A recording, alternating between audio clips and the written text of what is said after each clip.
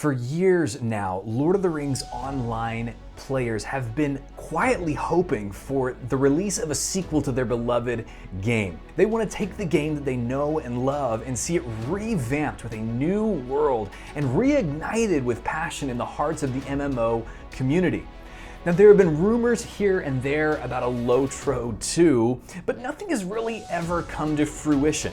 So today, what I want to do is I want to make the case to the developers and to you as the players as to why LOTRO 2 would be a fantastic idea for all parties involved.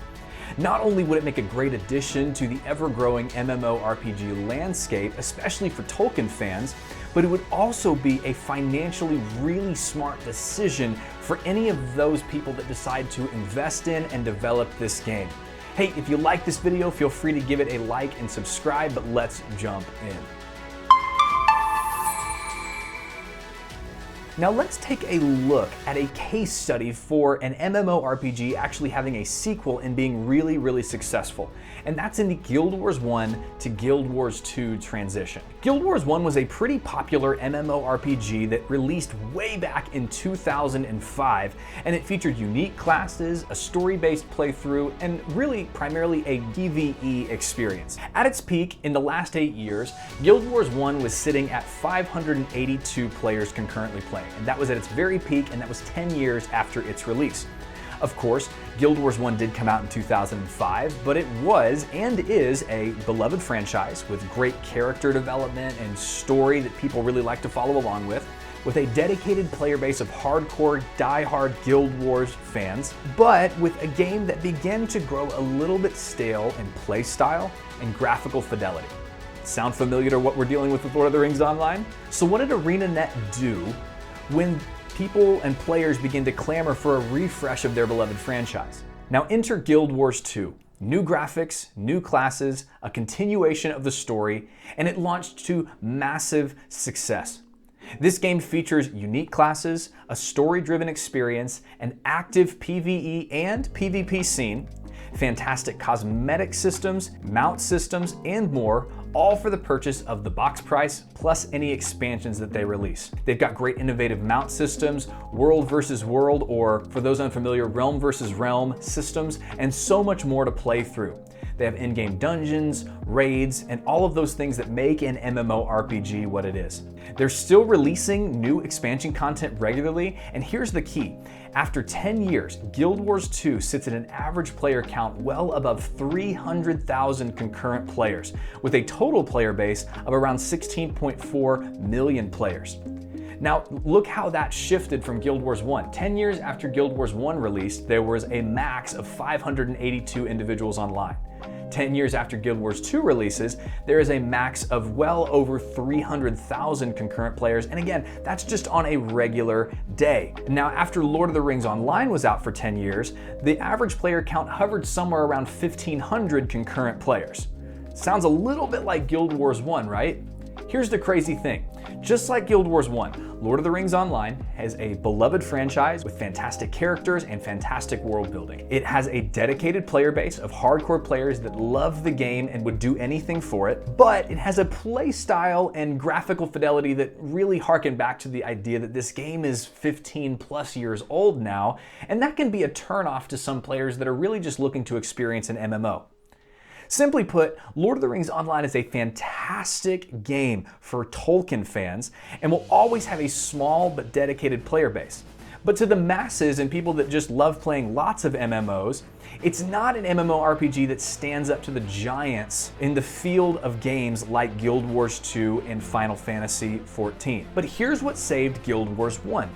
They put out a brand new game, and 10 years later, Guild Wars 2 ranks in the top 5 MMORPGs all the time, competing with giants and behemoths like World of Warcraft and Final Fantasy XIV. I submit to you that the developers of LOTRO have a massive opportunity in front of them. They could create the next game in the franchise, Lord of the Rings Online 2, and break into the top 5 with a sequel just like Guild Wars 2 did if they bring the right things along and leave the right things in the past as they move into an expansion mindset. If the developers could find innovative investors and a great development team willing to put in time and money and commit those resources into the development of a brand new Lord of the Rings MMORPG. I really do believe that Lord of the Rings Online 2 could be as big or much bigger than a Guild Wars 2 because it has so much more lore and even more of a dedicated fan base because of the fandom that exists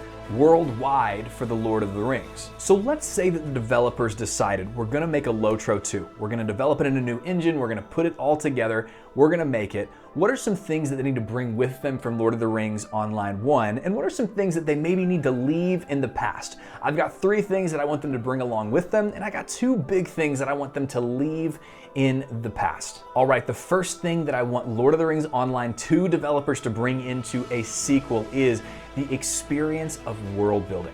I want you to bring this immersive world building experience that Lord of the Rings Online is known for. LOTRO has stayed somewhat relevant for really one primary reason: fantastic music and atmosphere that leads to a sense of being able to be in Middle-earth. When you step out of your starting area and when you begin to explore the wide world of Middle-earth, it genuinely feels like you are in the world that Tolkien created. And for so many of us that grew up on the films and grew up reading the books, or if you're a super nerd like me and you read the Silmarillion every single year as a ritual and religion, it's a great, great place to exist and be because the devs put so much love and time into creating a great atmosphere that was bolstered up by incredible music and incredible scoring, just like the Peter Jackson films were. Now, of course, much of this is helped out by the fact that Professor Tolkien genuinely did create a world worth being in and dreaming about. But the Lord of the Rings Online devs did a fantastic job of capitalizing on that world building to build an immersive experience for its dedicated players. And I submit to you that if we're going to move into a Lord of the Rings Online 2, we need to bring with us that world building experience, that epic, amazing music score with them, that when you put on the headphones and you dive into the game, you really can lose hours of your life just exploring and living in Middle-earth alongside your fellow nerds. Okay, number 2, I want Lord of the Rings Online devs to lose the old graphics and the lag. It's become a bit of a meme recently in the Lord of the Rings Online community that lag is just a part of the experience. Server-side lag that causes the game to stutter, drop frames, and at times enemies and people just to appear out of nowhere and then leave. It's become a big thing in the community.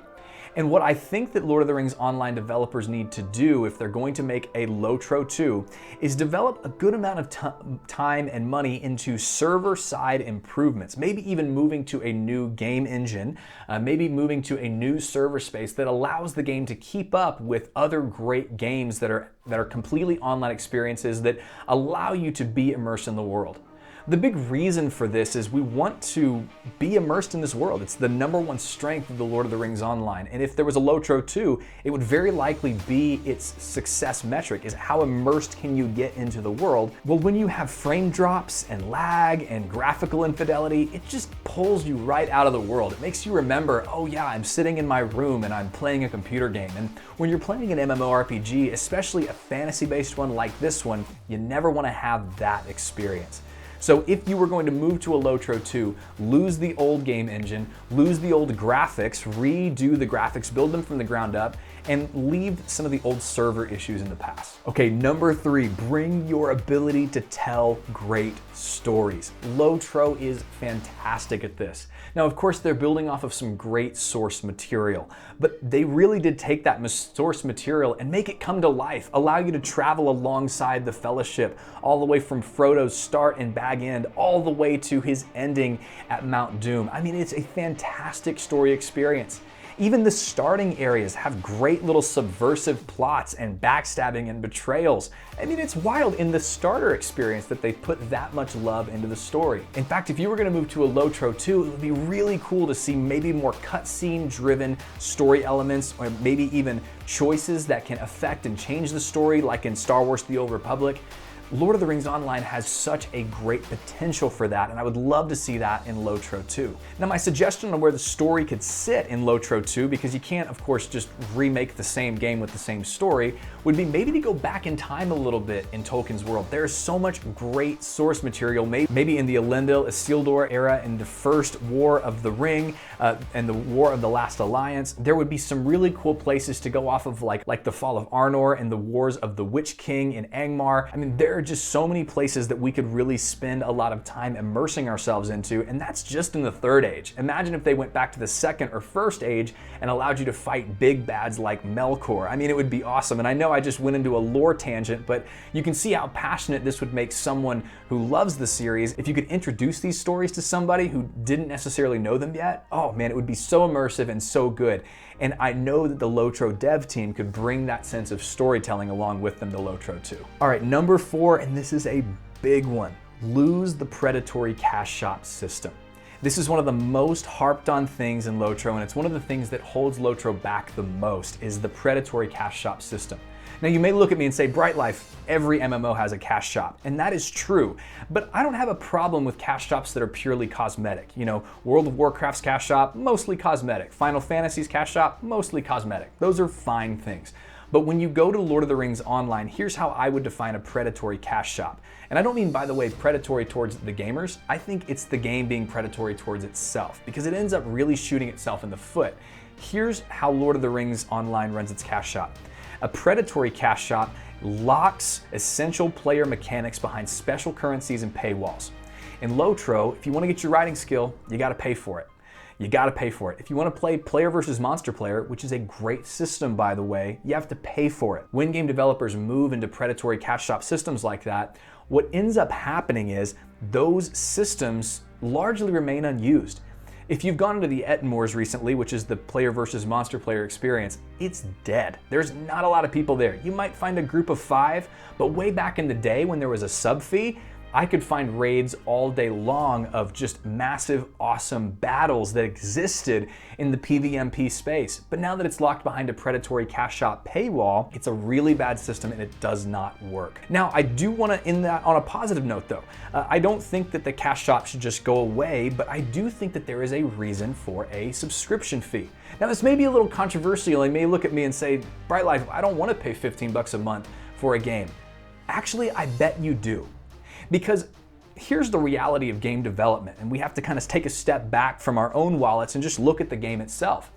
The reason MMOs traditionally charge sub fees is because it is not an open and shut game.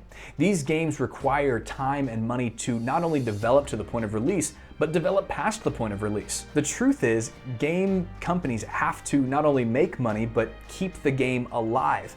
And I think that us as players investing a small amount of money, $15 a month, into the game and allow us to have a completely full game experience where there's not, lower rung players and higher paid rung players, just everything is available to everybody, would actually create an atmosphere that is much more enjoyable to be a part of. You see, the predatory cash shop system is a break-it for so many players. So many maybe interested players have jumped in, but as soon as it said, hey, you can get your writing skill now, and then you go to get the writing skill and you get taken to a cash shop, that's immediately a quit moment for so many players. And I think that that would be something that could shift in LOTRO 2, is maybe just charge a sub fee and let everything be available to everybody.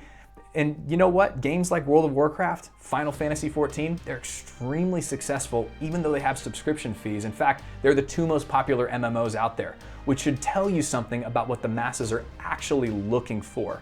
And most MMO players in the Lord of the Rings place are probably over 21 years old, if I had to guess, and they probably have jobs, families, and things like that. They don't want to spend all this time locked behind free-to-play garbage. They would rather just say, hey, here's $15 a month, let me play the full experience of the game in these short hours that I have available to me in my current life stage. All right, number 5, bring your spirit of innovation and fun. I love coming back to Lord of the Rings Online after 15 years of not playing it and seeing how much innovation has been put into the game. The innovation can be a little overwhelming at times, especially if you level boost and everything is introduced to you right away. But there are actually some really cool systems behind the sense of overwhelm that exists in all of them being there all at once in your face. The Valor point system is really cool. The legendary item crafting system is awesome. PvMP from the start was innovative, it was fun, it was different. And I love whenever developers take risks in MMOs because that's what sets them apart. We talked about Guild Wars 2 before. One of the things that keeps me coming back to Guild Wars 2 over and over and over again is the world versus world system, where you and your realm are fighting other realms every single week, and the realms that you're fighting rotate, and you have to fight for castles and you have to fight for towers, and there's big Zerg battles. It's so much fun. And I love when they take risks because that's what keeps people coming back. I would love to see Lord of the Rings Online 2 take even more risks in that space. One great risk that they could take in an innovative state would be to take the bare bones player versus monster player element that exists now and actually have being an orc or a spider or an Uruk captain, make that a complete level 1 to level cap experience where you're questing through the evil side of the game.